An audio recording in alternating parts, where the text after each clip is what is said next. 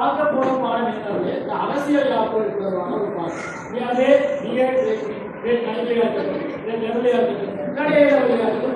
ஒரு வாழ்வியல் நடைமுறை இந்த அரசியல் யாப்பு பாடம் வந்து மிக முக்கியமான ஒரு பாடம்.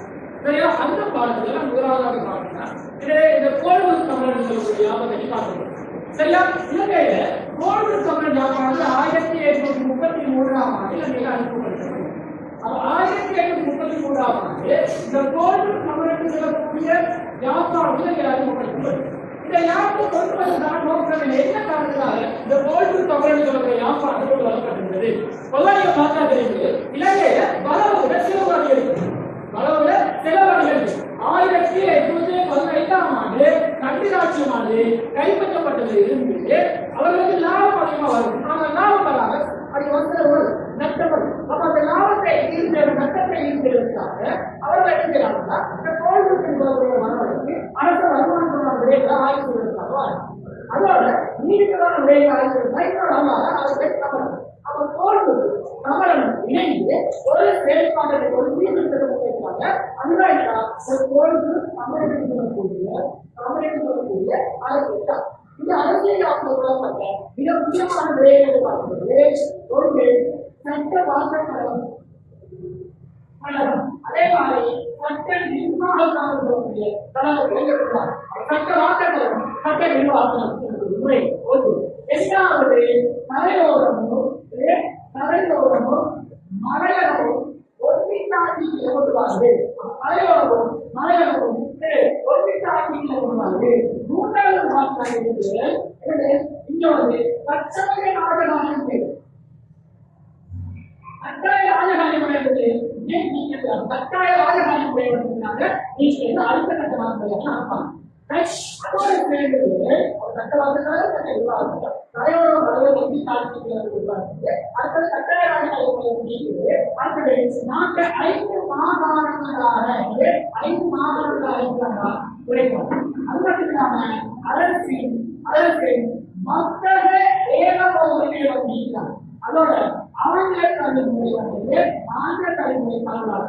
பொதுவாக இந்த அரசியல் தீர்வு நோக்கம் வரவு அதிகரிக்குது, வரவு குறைவாக செலவு அதிகரிக்குது. அப்ப வரவை கூட்டம் செலவு குறைக்கும். அதுக்காக என்ன செய்யறாங்க? இந்த தீர்வு கொண்டு வாங்க. இன்னொரு பார்த்தீங்கன்னா சட்ட வாக்கங்களை சட்ட வாக்கங்களை சட்டத்தை இயற்றுவதாக இருக்குது. சட்டத்தை நடைமுறைப்படுத்துவதாக சட்ட நிர்வாகங்கள் சட்டவாக்கங்கள் தற்போதைய பாராளுமன்றமாய் சட்ட நிர்வாகங்கள் அதை நடைமுறைப்படுத்தக்கூடியமாய். சரியா? அந்த சட்டவாக்கங்கள் பார்த்தீங்கன்னா மொத்தம் 15 பேர். அதுல பாத்தீங்கன்னா உத்தியோக சார்புள்ள 9 பேர், உத்தியோக சார் மற்றவர்கள் 6 பேர். இதுல உத்தியோக சார் மற்றவர்கள் 3 பேர் 50 பழங்கியவர்கள் தமிழர்கள் சிங்களவர்கள் அந்த சட்டவாக்கங்கள். அதே மாதிரி சட்ட நிர்வாகம் அது நடைமுறைப்படுத்தக்கூடிய தலைவரும் மலையரும் ஒன்றித்த ஆட்சிக்கு கொண்டுவார்கள். தலைவரும் மலையரும் ஒன்றித்த ஆட்சிக்கு இப்ப தலைவரும் மலையரும் தலைவரத்தை மலையத்தை பாதுகாப்பினாலே நாடு எட்டாக அந்த பிரித்த ஆட்சியை 2 வகையான செலவு, 2 வகையான செலவு. அப்ப அந்த செலவு குறைக்கும். அந்த செலவு குறைக்கிறது. ஒரு நாட்டு ஒரு வீட்டில் ஒரு ஆளுக்கு 2 வயது கொடுக்குறாங்க. 2 ஆட்சிகள் இந்த பக்கமும் அந்த வயது போடும், இந்த பக்கமும் அந்த வயது போடும் இல்லையா? அப்ப அது மாதிரி என்ன ஒரே வீட்டில் வச்சா அது பெரிய ஒரு தலைவி. ஆனால் செலவு குறையும் இல்லையா? செலவு குறையும். அப்படியே அப்ப 4 வாரத்துல 2 காலம் பொதுவாக பார்த்தீங்கன்னா தலைவர்களும் மலையரும் ஒட்டிக்கான கட்டாய ராஜகாரி முறை. கட்டாய ராஜகாரி முறை பார்த்தீங்கன்னா எந்த மாதிரி இருக்குன்னா, எனவே கட்டாய ராஜகாரி முறை குறிப்பிட்ட நாளில் ஒரு குறிப்பிட்ட அமைப்புல பார்த்தீங்கன்னா இலவசமாக அரசுக்காக வேலை செய்வது கட்டாய ராஜகாரி முறை சொல்லக்கூடிய. அவங்க கட்டாய ராஜகாரி முறை கொண்டே நீக்கிட்டாங்கன்னா கூலிக்காக வேலை செய்வது. கூலிக்காக வேலை செய்ய அதிக வரையில சும்மா வேலை செய்யணும். வேலை செய்யணும் அப்ப கொஞ்சம் சம்பளத்தை சாப்பாடை கொடுத்தா அதிகமா வேலை செய்யும்.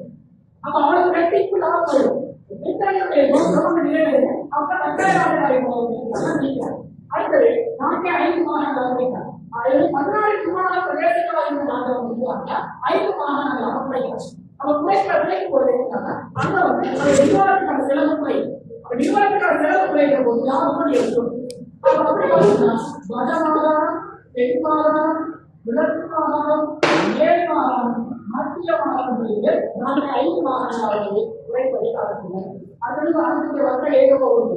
எல்லா நிர்வாகங்களையும் அரசு அதை எல்லாம் மாற்றி தனியாக மயப்படுத்துறாங்க. அவன் தனியாக மயப்படுத்தும் போது அது ஒரு லாபம் இதனால அடுத்தது ஆங்கில கல்வியுடைய பரவலாக ஆங்கில கல்வியை பரவலாகிறாங்கன்னா ஆங்கிலம் பேசக்கூடியவர்கள் அதிகமாக இருக்கிற அவருக்கு நிர்வாகத்தை நடத்தக்கூடிய ஆங்கிலம் பேசுறது அப்ப அவரை பேச முடியுது ஆங்கில மொழி பேசுனா அந்த நிர்வாகம் நடத்துவது ஆங்கிலம் நடத்த முடியும். ஆகவே வெளிநாட்டுல இருந்து இங்கிலாந்து வரலாம் கூட்டி பாருங்க அவனுக்கான செலவு தந்தை எல்லாருமே செலவாக இருக்கு.